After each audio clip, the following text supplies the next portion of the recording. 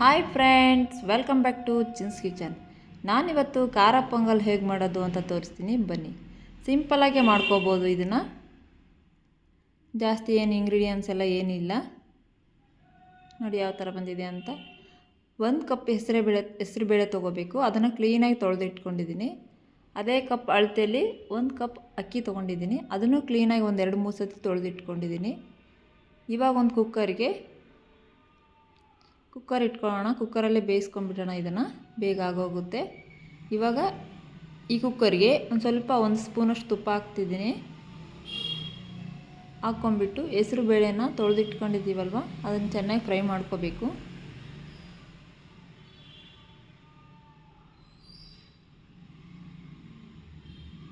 ಒಂದು 2 ನಿಮಿಷನಾದರೂ ಚೆನ್ನಾಗಿ ಫ್ರೈ ಮಾಡ್ಕೊಳ್ಳಿ ಹೆಸರು ಬೇಳೆನ.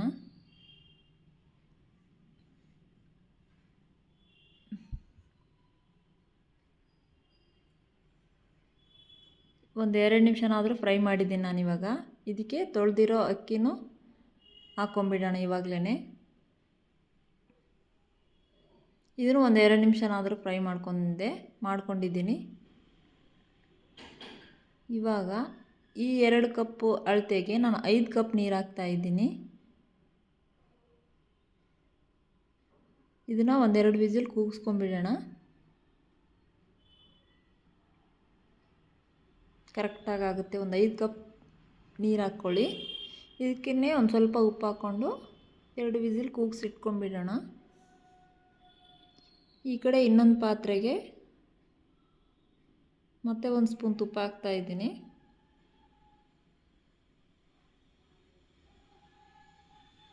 ಇದಕ್ಕೇ ಒಂದು ಸ್ವಲ್ಪ ಆಯಿಲ್ ಹಾಕ್ಕೊತಾ ಇದ್ದೀನಿ ನಾನು. ಇಲ್ಲ ನೀವು ತುಪ್ಪದಲ್ಲೇ ಮಾಡೋಂಗಿದ್ರೆ ಮಾಡ್ಕೋಬೋದು. ಇದಕ್ಕೊಂದು ಸ್ವಲ್ಪ ಜೀರಿಗೆ, ಸಾಸಿವೆ,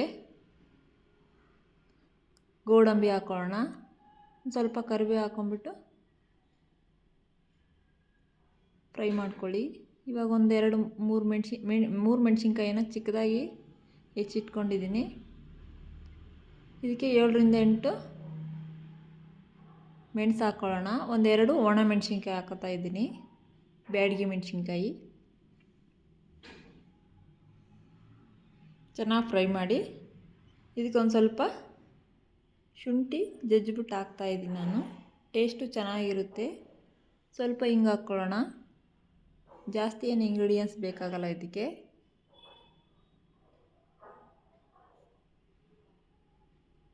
ಒಂದು ಸ್ವಲ್ಪ ಕೊಬ್ಬರಿ ಚಿಕ್ಕದಾಗಿ ಕಟ್ ಮಾಡಿ ಇಟ್ಕೊಂಡಿದ್ದೀನಿ. ಹಂಗೆ ಸ್ವಲ್ಪ ತುರಿದ್ಬಿಟ್ಟು ಇಟ್ಕೊಂಡಿದ್ದೀನಿ. 2 ಹಾಕ್ಕೊಳ್ಳೋಣ. ಇವಾಗಲೇ ಲಾಸ್ಟಲ್ಲಿ ಹಾಕ್ತಾಯಿದ್ದೀನಿ, ಅದನ್ನು ಬೇಗ ಸೀದೋಗ್ಬಿಡುತ್ತೆ ಅಂತ. ಇದಕ್ಕೊಂದು ಸ್ವಲ್ಪ ಅರಿಶಿನ ಹಾಕ್ಕೊಂಬಿಟ್ರೆ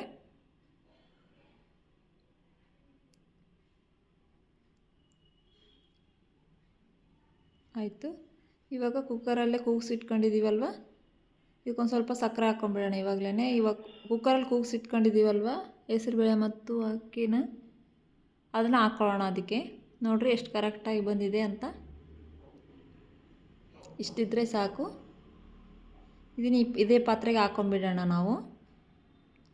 ಇದನ್ನೊಂದು ಸ್ವಲ್ಪ ಎತ್ತಿಟ್ಕೊಂಡ್ರೆ ನೀವು ಸ್ವೀಟ್ ಪೊಂಗಲ್ ಮಾಡ್ಕೋಬೋದು. 2 ಆಗೋಗುತ್ತೆ, ಒಂದು ಸ್ವೀಟ್ ಪೊಂಗಲ್ಲು, ಖಾರ ಪೊಂಗಲ್ಲು. ಅದೂ ಟೇಸ್ಟ್ ಚೆನ್ನಾಗಿರುತ್ತೆ, ಸ್ವೀಟ್ ಪೊಂಗಲ್ಲು. ಇವಾಗ ಎಲ್ಲ ಮಸಾಲೆ ಇದಕ್ಕೆ ಅಂಟ್ಕೋಬೇಕಲ್ವ, ನೀಟಾಗಿ ಎಲ್ಲನೂ ಕಲಿಸ್ಕೊಳ್ಳಿ. ಇದಕ್ಕೆ ಒಂದು ಸ್ವಲ್ಪ ನೀರು ಬೇಕಿದ್ದರೆ ನೀರು ಹಾಕ್ಕೊಳ್ಳಿ.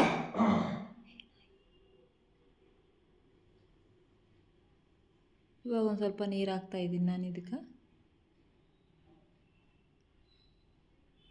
ನೋಡಿರಿ ಯಾವ ಥರ ಬಂದಿದೆ ಅಂತ.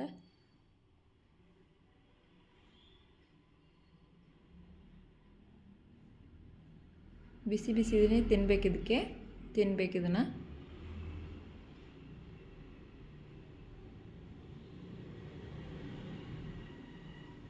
ಏನಿಲ್ಲ, ಇದಕ್ಕೆ ಒಂದು ಸ್ವಲ್ಪ ಉಪ್ಪು, ಸ್ವಲ್ಪ ಕೊತ್ತಂಬರಿನ ಚಿಕ್ಕದಾಗಿ ಕಟ್ ಮಾಡಿ ಇಟ್ಕೊಂಡಿದ್ದೀನಿ, ಅದನ್ನು ಹಾಕ್ಕೊಂಬಿಡೋಣ ಇದಕ್ಕೇ. ಉಪ್ಪು ನೋಡ್ಕೊಂಡು ಹಾಕ್ಕೊಳ್ಳಿ. ಆಲ್ರೆಡಿ ಅನ್ನ ಬೇಯಿಸುವಾಗ ಹಾಕಿದ್ದೀರಲ್ವ, ನೋಡ್ಕೊಂಡು ಹಾಕ್ಕೊಳ್ಳಿ.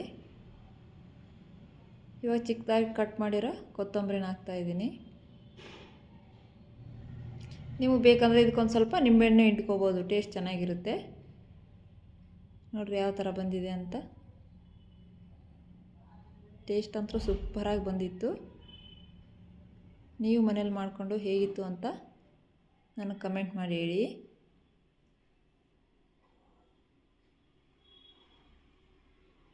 ಬಿಸಿದೇ ತಿನ್ಕೊಂಬಿಡ್ಬೇಕು ಇದನ್ನು, ಮಕ್ಳಿಗೂ ಇಷ್ಟ ಆಗುತ್ತೆ. ನೋಡಿ ಯಾವ ಥರ ಬಂದಿದೆ ಅಂತ. Thank you.